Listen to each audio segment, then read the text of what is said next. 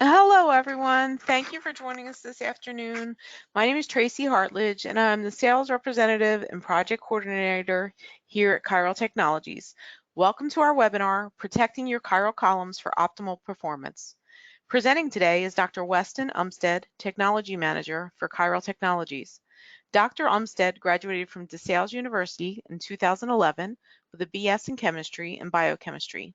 In 2016, he graduated from the University of Denver with a PhD in chemistry and joined us here that same year.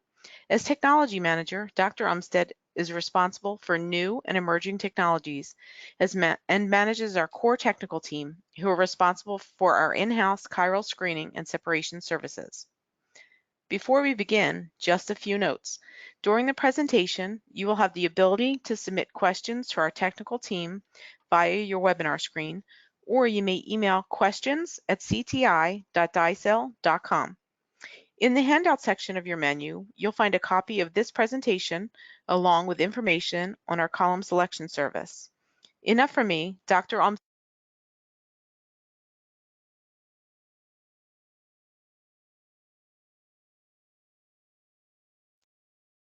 right, thank you, Tracy. Good morning or good afternoon, everyone out there. I appreciate you taking the time today to check in and see what you might learn when it comes to protecting your chiral columns for optimizing their performance.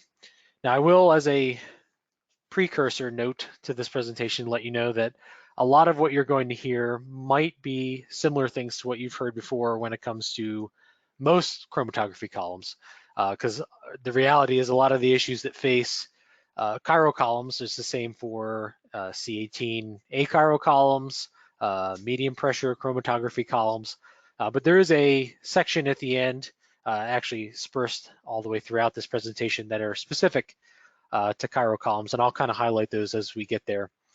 But if we take the main issues that most customers face when it comes to chiral columns, the biggest one we often see is pressure issues. So that will be a section that we deal with.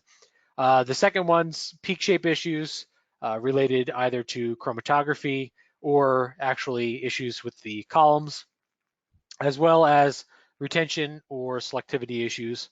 So we'll kind of deal with those three sections as the major talking points today. And then at the end, a section on how we can help you if you are facing these issues directly related to the columns, what kinds of services we have that might be able to restore the function, or perhaps you might actually need a new column.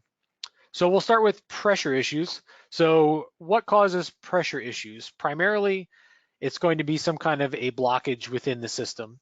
And blockages within the system sometimes can occur elsewhere, but most times it's because there is a plugged inlet frit.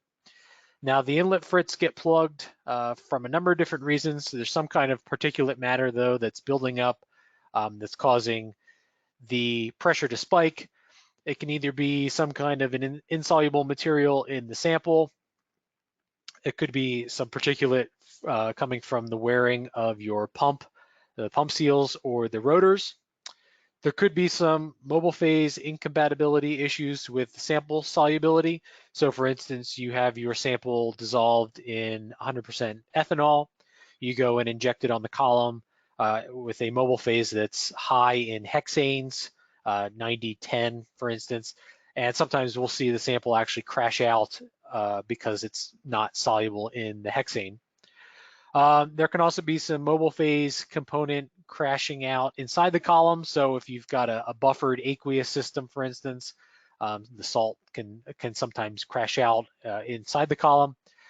And then in your aqueous columns, your aqueous mobile phases, again, there can be some bacterial growth as a result of not using the column frequently, or some bacteria that's in the mobile phase that has contaminated the column. So how do these issues, a blocked inlet frit or a plugged inlet frit, how do they generally manifest themselves?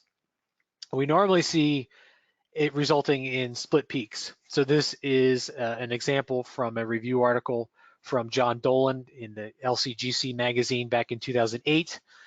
So in this particular case, this was a sample that was injected on a column that had a blocked inlet frit. So you'll see relatively symmetrical doubling of the peaks, or if you were to run a clean analytical standard, again, smooth baseline, but doubling of the peaks.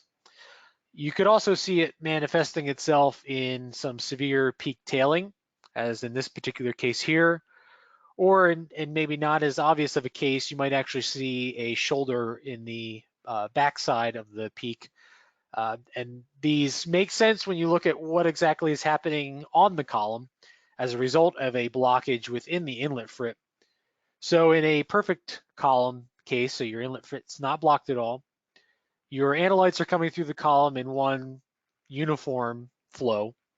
But if you end up blocking the inlet frit with some kind of particulate matter, you've got a portion of it that's coming through at one rate, and then another portion that's going to be coming through at a second rate as a result of that blockage. So you've got your normal flow as kind of your major peak in this example, and then the shoulder coming through as this portion that got hung up as a result of the particulate.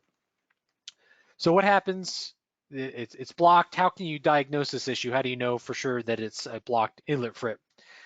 There's a test that you can kind of do that sometimes works. It's not 100%. You could still see some of these issues arising as a result of either degradation of the column or some other issue. But occasionally what you can do is you can reverse the column direction and you can inject a sample. And if it's a blocked inlet frit, occasionally the chromatography will be restored. So you'll see your peaks sharpen back up. You won't see the doubling again. And if that's the case, then it likely is a blocked inlet frit, and that would make sense because the blockage at the inlet of the frit really causes the extra column band broadening throughout. So if you were to reverse the flow of the column, the splitting that occurs as a result of the two different portions coming through the inlet frit, it's not exacerbated over the whole entire length of the column. It's just the short portion that comes out from the outlet into the detector. So usually the chromatography can be restored. If it's not restored, then likely it's something else. But again, I have the caveat here that if it is not restored, it could still be a blocked inlet frit. However, the inlet frit might just be so blocked that even at the outlet, the change, the slowdown is dramatic enough to continue to show that that the split peaks. The best thing that you can do is to QC the column in the normal flow direction and compare it to the performance test chromatogram that was supplied with the column when you purchased it. That is kind of the best way to go. You'll see issues with peak shape. You'll see the issues with plate count. So that's kind of the way that we generally suggest that you diagnose this issue. How can you preemptively prevent these pressure issues from occurring? Well, if you have insoluble material in the sample, one of the best things to do, and actually this is good practice even if you don't have insoluble material in the sample, is make sure that you're filtering your sample solution and filtering your mobile phases as well through a 0.5 micron filter. Or if as you're mixing up your solution for your sample and you still see some turbidity, some cloudiness, you might need to go to a smaller micron size filter, something like 0.2 micron instead. Other sample cleanup might need to be done as well. I'll talk about that a little bit later on in the retention and selectivity section, but things like solid phase extraction or a C18 cleanup, something like that might be needed as well. If you have particulate that's forming from the pump seals, obviously the easiest thing to do, and even if you're not getting particulate forming from the pump seals, just do regular system maintenance. We do our maintenance every year here. Just as a preemptive measure, you might find that you need it to be done more often if you're running a large number of samples or if it's an instrument that has sat idle for some time. And then you can also use an inline filter to catch the particulate. So your seals are wearing. You might not necessarily think that you need any kind of maintenance, but the filter in place will obviously help catching any of that solid matter that's forming. And then if you have mobile phase incompatibility issues with your sample solubility, you can always do some kind of a, um, well, first off, make sure that your sample solvent and your mobile phase are matched to each other. This is especially important if you're scaling up to a prep scale. Not having these sample solvent and mobile phase match actually causes a lot of different chromatography issues, not just related to peak shape. It can cause some peak shape issues. The other thing you can do though is do a small solubility study to check to make sure that your sample doesn't actually crash out. A lot of times, if you're just making your sample up in the sample solvent, you let it sit for overnight or several days, you might not necessarily see something crash out, but if you are making your sample up in the mobile phase, you might find that over time it actually begins to precipitate out. So this is kind of a way to help ensure that that doesn't happen on column. Now, this next section for the column storage conditions, I wasn't really quite sure where I wanted to put this at, but I think it fits best with pressure issues because most of the time, improper storage of the column ends up resulting in high pressure, primarily because there are components either in the sample or in the mobile phase that end up precipitating out over time. So I throw the column storage conditions in here in the pressure issue. So dealing with reversed phase columns or reverse phase mobile phases first, both short-term and long-term storage are pretty much the same. For short-term, it's okay to leave the column connected to the system, but long-term, you might want to take it off and perhaps store it in the refrigerator, especially if you are using biological samples, anything that might be exposed to bacteria. Bacterial growth is an issue, as I mentioned before. But make sure that you flush the column with some kind of a mobile phase that does not have salt or buffer in it. So the idea is you want to make sure that you're removing those components as they are the primary agent in precipitating out in the column. So something like water acetonitrile, 60-40. The 40% acetonitrile should be good enough to help prevent that microbial bacterial growth. But again, like I said, if you want to be extra cautious, storing it in the refrigerator is not a bad idea. For normal phase and polar organic short term, so we're talking less than a few days, again, you're all right with leaving it on the system, but you want to make sure that you flush the column with ethanol after your analysis. This is primarily to make sure that you're removing any mobile phase additives, acids and bases, just to make sure that it's not sitting on column, potentially having some negative effects on the stationary phase. For long-term storage, again, you're going to want to flush with ethanol for the exact same reasons. You want to make sure you're removing those potentially negative additives for storage, and then flush with 9010 hexane IPA and store it in that. It's perfectly safe then at room temperature out on the bench.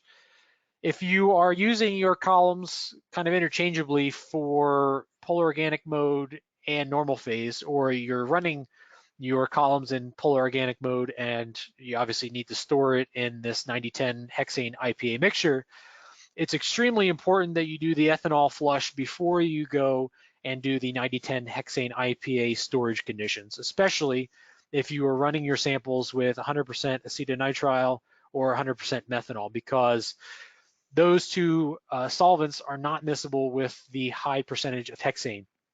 And you can actually end up causing other negative effects to your column, pressure issues mainly because they are not miscible with each other. So this is kind of a diagram to show you the switching back and forth. Down below here, you've got your polar organic solvents, either mixtures of ethanol, methanol, or 100% ethanol, methanol, and acetonitrile.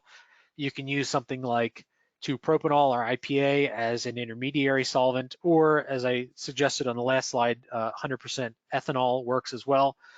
The point is, though, you don't want to go directly from acetonitrile or methanol directly to these alkane alcohol mixture for storage, because you'll find some very interesting things happen with pressure. And then lastly, we'll talk about protein column storage, less than a few days. You want to make sure that you flush the column with some kind of a mobile phase that does not contain salt or buffer, again, similar to the reversed phase columns. However, for the protein columns, because they're a little bit more sensitive to the organic concentration, we recommend that you'd flush with 90-10 water IPA as opposed to 60-40 water ACN, which is what I had recommended on the reverse phase columns. For the storage, then you want to store it in the water IPA mixture. It's a little bit different though for the different protein selectors. So for your AGP and your CBH columns, after you flush with 90-10 water IPA, you want to make sure that you flush with 85-15 water IPA, and then that is what you can store it in at ambient temperature. And for the serum albumin columns, HSA, BSA, you can keep it in the 90-10 water IPA mixture, and again, store it at room temperature is fine. For long-term storage, week or longer, same conditions as far as the flushing goes and as far as the storage solvent goes, but you definitely want to make sure that you store these in the refrigerator. 10% or 15% IPA generally is good enough to help prevent the bacterial growth. However, you don't want to leave anything to chance, so keeping them in the refrigerator kind of helps minimize that as much as possible. So what happens after you see a rise in the pressure? Well, if you have particulate that's coming from wearing of the pump seals or the rotors, you likely are going to have to replace the inlet frit because you have material now on the inlet frit that has blocked it that is pretty much insoluble to most organic solvents, or at least those that you can actually use to flush your columns with. Talking about a rubberized material or a plastic material. Most of the times the frit needs to be replaced. If you're talking about a prep column, analytical columns, replacing the inlet frit's a little bit more challenging, so you might end up having to replace the column altogether. If there's some insoluble material from the sample or the sample is crashed out, there's a kind of a two-step process. The first step is reversing the flow of the column and then disconnecting from the detector, so going directly out of the column into the waste. If you do have insoluble material, you obviously don't want that passing down the line into the detector and potentially blocking the detector any more than what it might already be. And then you're just going to have to try to find a solvent that the insoluble material is soluble in. This is the challenge when it comes to this kind of a troubleshoot. The coated phases are not extremely limited, but they're definitely limited in the solvents that you can run through them. And the immobilized columns, even though they are more robust to things like dichloromethane and ethyl acetate, it still doesn't mean that you're going to be able to find something that is able to solubilize whatever it is that's crashed down in the column or on the inlet frit. So unfortunately, 9 times out of 10, I would say, you're going to end up having to replace the column anyway. Sometimes if you catch the issue early enough, reversing the flow and doing this sample solvent wash will work. But in most cases, we end up seeing, unfortunately, the column has to be replaced.